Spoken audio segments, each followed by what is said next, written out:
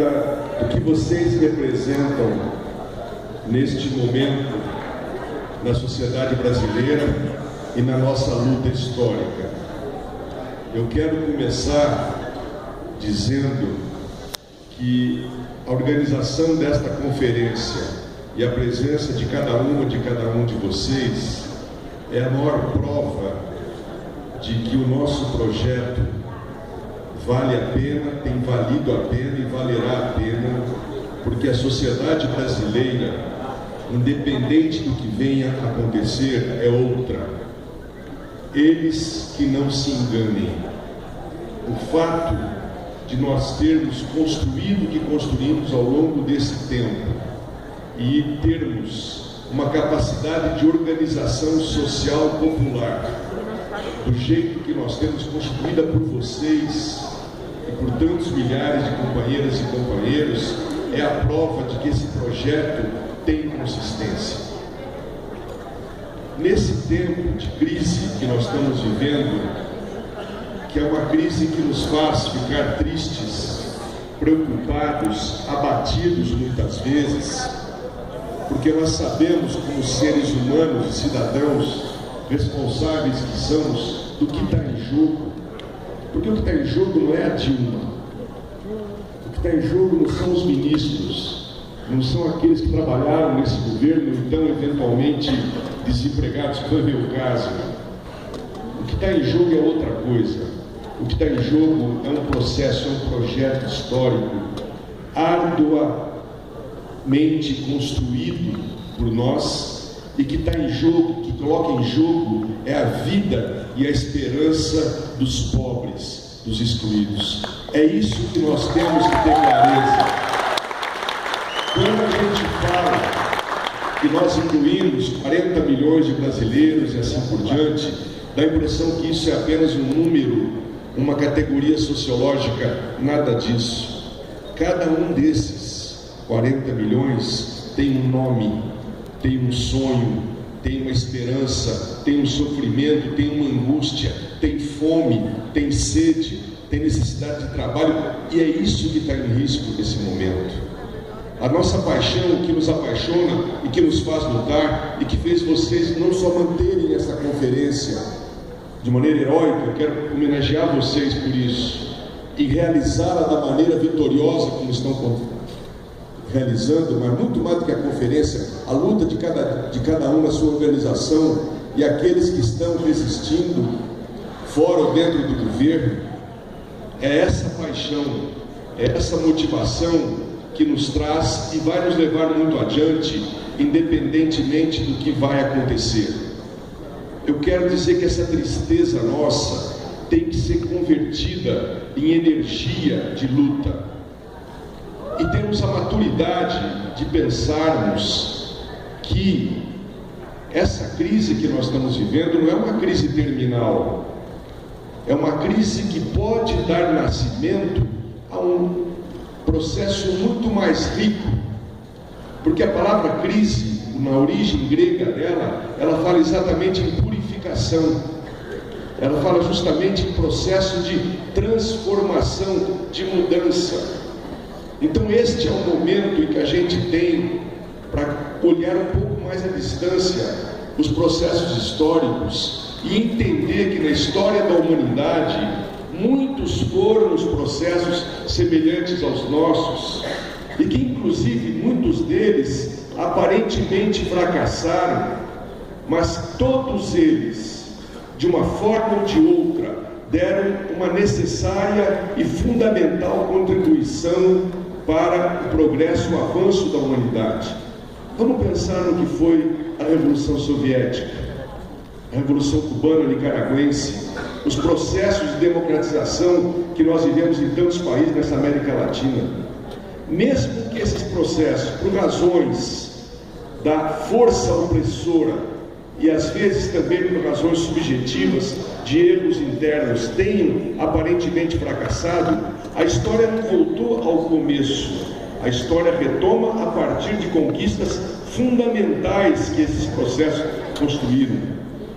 A luta soviética com todas as críticas que nós tivemos ao stalinismo, no fracasso final, até a perestroika e tal, foi fundamental para a expansão do socialismo pelo mundo e até para um combate que fez mudar obrigatoriamente a própria maneira do capitalismo se comportar na humanidade. A luta de Cuba irradiou pela América Latina uma mensagem libertadora e de esperança que foi inspiração para todos nós. A luta na Nicarágua e assim por diante. E a nossa luta aqui no Brasil, que vai continuar e que vai vencer, porque eu estou muito esperançoso, ela já está deixando sinais claros de que a sociedade brasileira mudou, amadureceu. Os caras que estão aí não têm noção do que eles estão tentando destruir. Eles achavam que era muito mais fácil. Eles não conhecem porque a imprensa burguesa nunca noticiou, nunca apresentou toda a raiz, toda a dimensão do nosso projeto. Eles achavam que ia ser fácil dar esse golpe.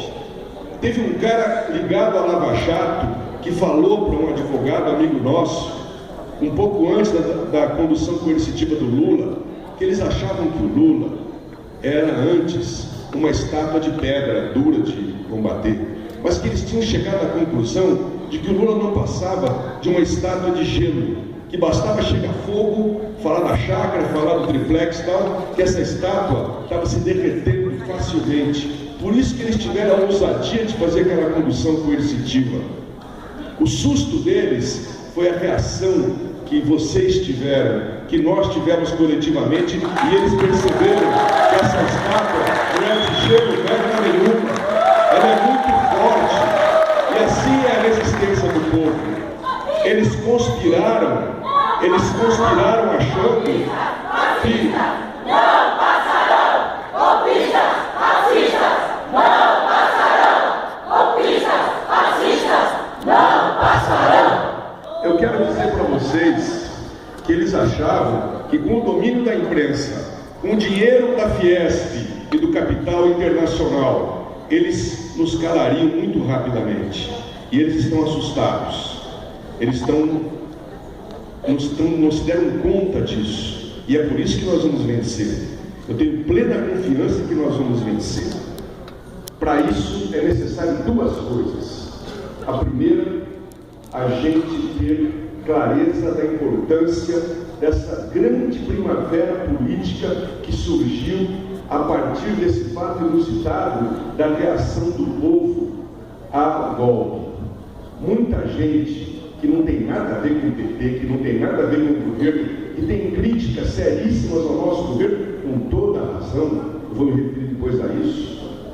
Muita gente, portanto, que a gente nem se conhecia, está na rua, defendendo o quê? Defendendo a democracia e os direitos sociais. Essa primavera, que nem nós esperávamos, que nós estávamos no certo inverno, essa primavera está fazendo com que surjam a Frente Brasil Popular, a Frente do Povo Sem Medo, os coletivos de juristas, os coletivos LGBT, os coletivos de mulheres. As mulheres, pelo amor de Deus, elas passaram a ter um papel fundamental.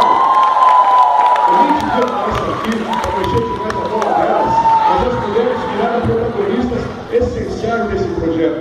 O que está nascendo, gente, portanto, é um salto de qualidade, uma nova forma de fazer política.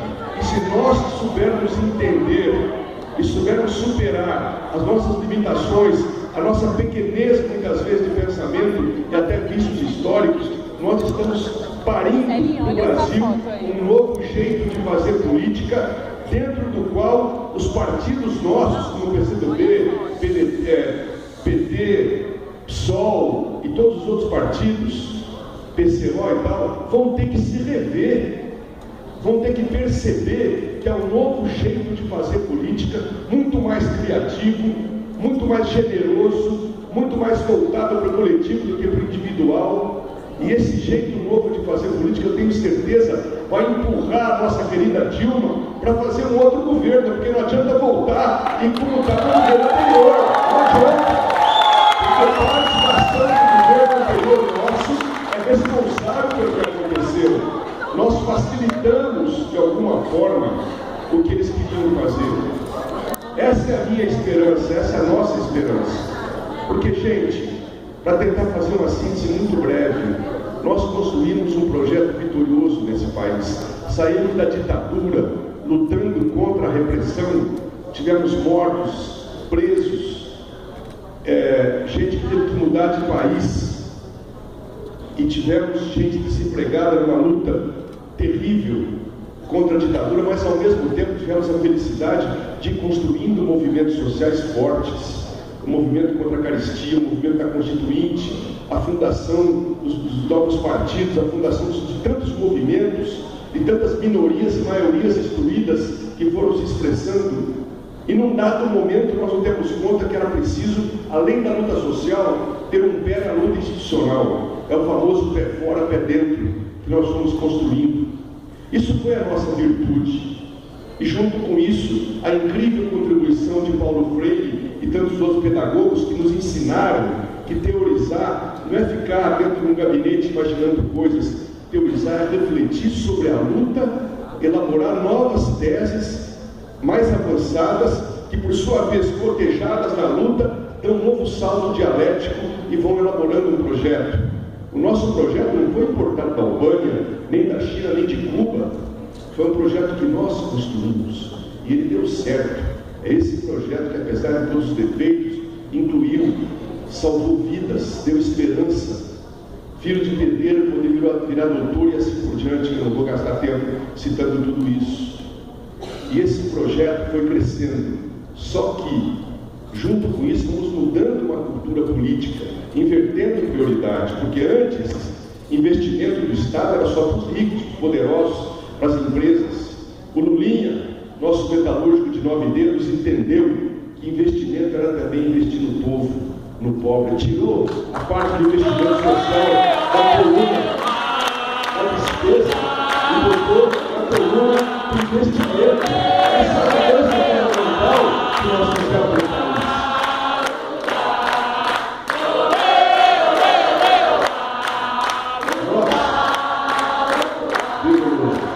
Nós fomos, portanto, mudando a cultura política, criando a política de participação social, desde o orçamento participativo até os conselhos, até as conferências nacionais. Isso que está aqui é resultado desse processo, de um novo jeito de fazer política, extremamente virtuoso, porque foi radicalizando e aprofundando a democracia. Agora, para falar bem baixinho, sabe qual foi o problema? É que junto com essas virtudes, nós fomos também, infelizmente, aos poucos, cedendo ao jeito tradicional de fazer política. E na justa medida em que nós íamos crescendo e nos tornando importantes e organizações, dá a impressão que aquele desgraçado daquele vírus foi entrando na nossa veia e foi nos contaminando. Aí começou a vaidade, aí começou a disputa por cargos, aí começou a crença de que o aparelho de Estado por si só resolve tudo. Começou a arrogância dos burocratas, muitos deles formados aqui por nós, mas que uma vez botando a gravatinha no pescoço, ali na esplanada, ou em qualquer burocracia, se achava o doutor, se achava o dono, e começou a desprezar os movimentos sociais, começou a achar que o povo atrapalhava, começou a não querer receber os seus gabinetes. O povo social começou a ter dificuldade de virar a lógica da máquina do Estado. Porque não nos enganemos, a máquina do Estado é feita para reproduzir a riqueza da elite.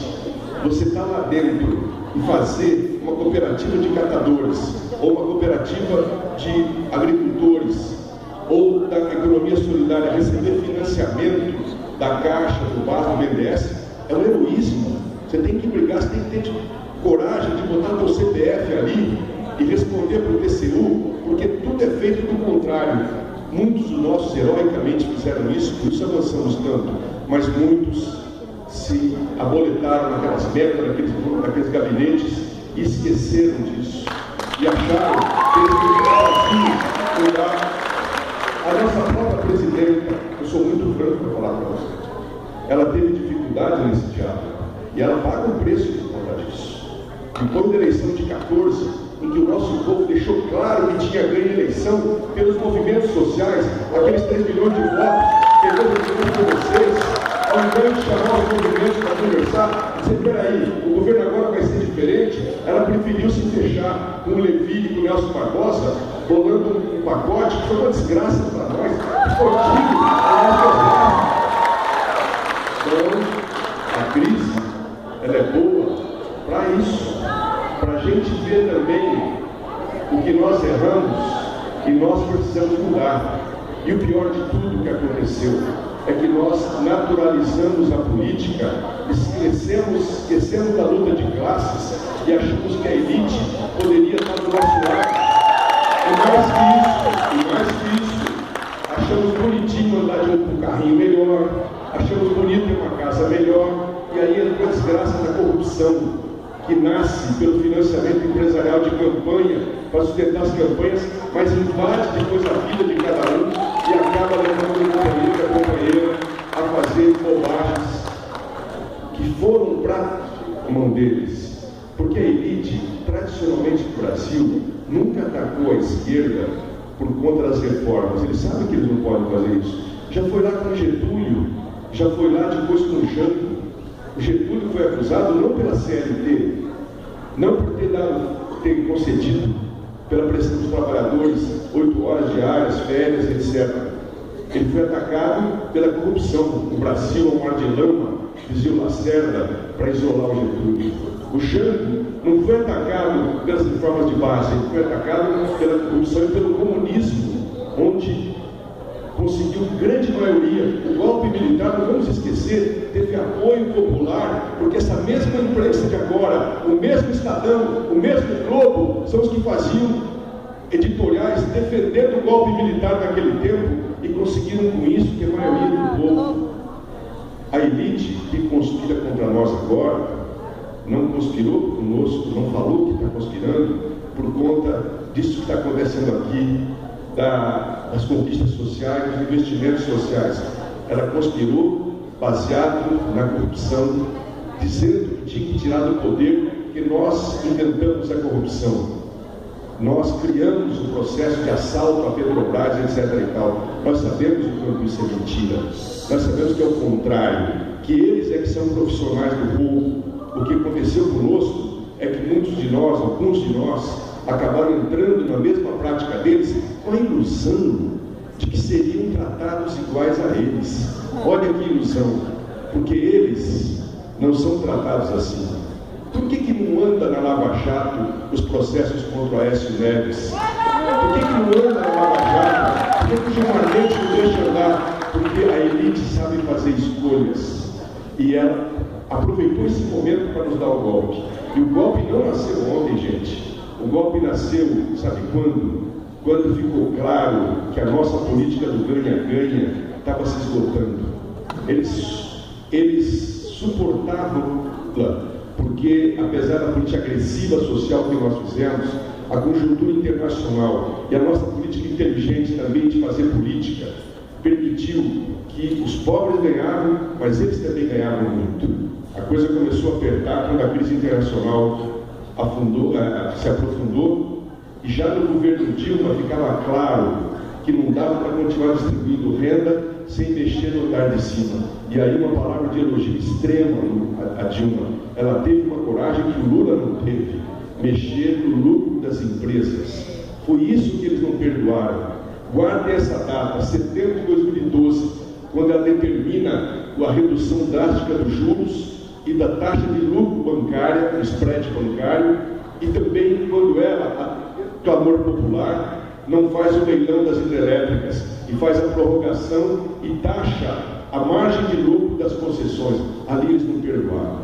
A imprensa mudou o comportamento, a queridinha, a mulher da vassoura passa a ser a bruxa, e ali eles começam e já trabalharam fortemente pela eleição do Aécio. Eles achavam que tinham ganho. Assim que o Aécio é derrotado, nós tomamos posse. O Jaburu, onde mora o senhor Temer, passou a ser o centro da conspiração, de uma aproximação fortíssima do Renan com o Serra e com o Temer, e ali o Serra, como cabeça fundamental, começa a gestar esse golpe, porque o plano deles é o Serra em 2018 pelo PMDB, e uma decisão fundamental, mais do que derrubar a Dilma, é não ter o Lula em 18. Eles vão condenar o Lula na primeira instância e na segunda. Não acham que compreendeu o Lula, porque eles aprenderam a lição da reação popular, mas eles vão tentar condenar o Lula na primeira instância, depois na segunda em Porto Alegre, para evitar que ele chegue em 18 eleição. Nós temos que ter clareza disso, do longo alcance do projeto deles, mas a nossa sorte, Deus é brasileiro, é que essa energia popular, a própria mudança de comportamento da nossa presidenta, que está aí pelas ruas, que recebeu a Frente Brasil Popular, a Frente Povo Sem Medo, e se comprometeu a toda semana agora dialogar com essas duas frentes, se comprometeu a ter uma espécie de comitê que vai ajudá-la, não só a voltar ao governo, mas depois a governar. Se Deus quiser, eu tenho muita confiança que nós voltaremos ao Planalto para um governo diferente, que respeita verdadeiros aliados, e nós faremos o programa que nós anunciamos em 14. Essa é a minha convicção baseada na força de vocês, na força do nosso povo. Muito obrigado, até a vitória, se Deus quiser.